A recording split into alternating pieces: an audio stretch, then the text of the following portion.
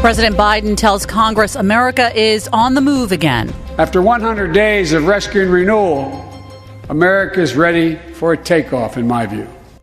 This section of the news is sponsored by Oliver Heating and Cooling. We turn now to Dr. Bill Rosenberg. He's a professor of political science at Drexel University. Bill, good morning. The president is asking for a lot of big items here, about $4 trillion and more spending. How do you think he can convince Republicans and the public to go along with that? I think what was really interesting is during his speech, he tried to present his ideas as very mainstream, generally supported by the general public, and not really trying to influence the people in the room at that particular point in time. I think what he was trying to do was show that we have much to be able to accomplish going forward in the future. At the same time, he wanted to demonstrate that in his first 100 days, he had accomplished so much, particularly with regards to the pandemic. Yeah, and, he talked about raising taxes on wealthier Americans to pay for those projects that he's pitching. Is that a gamble?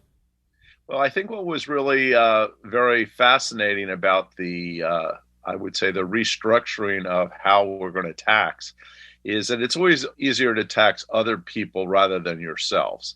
And it's generally for most of the public, thought to be, well, let's tax the corporations and the really wealthy because they have the money. But he also pointed out that the extent to which their wealth has increased just over the pandemic is really astounding. And that he was saying that we wanted to tax people and corporations at a fair rate, not at an unreasonable rate. That he felt that people should be able to be millionaires and billionaires, but just had to pay their fair taxes.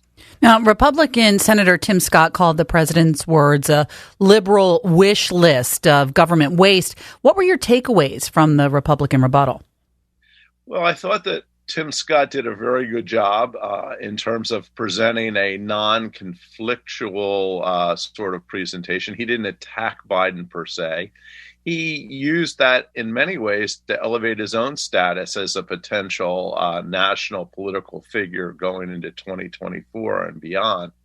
But he also came back to some central themes that he had been having to deal with his whole life as a black male in terms of racism in the United States, which I think would appeal to a broader scope than just Republicans. He also said that the Republican Party has to play a role in this and that they can't be shut out. And I think Biden effectively did that as well by saying he's inviting Republicans to participate.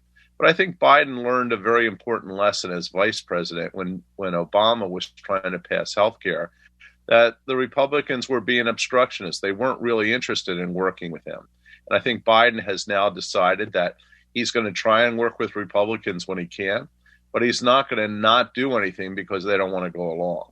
And as a result, I think the Republicans would probably be very smart to try and figure out a way that they can work with Joe Biden rather than simply oppose him.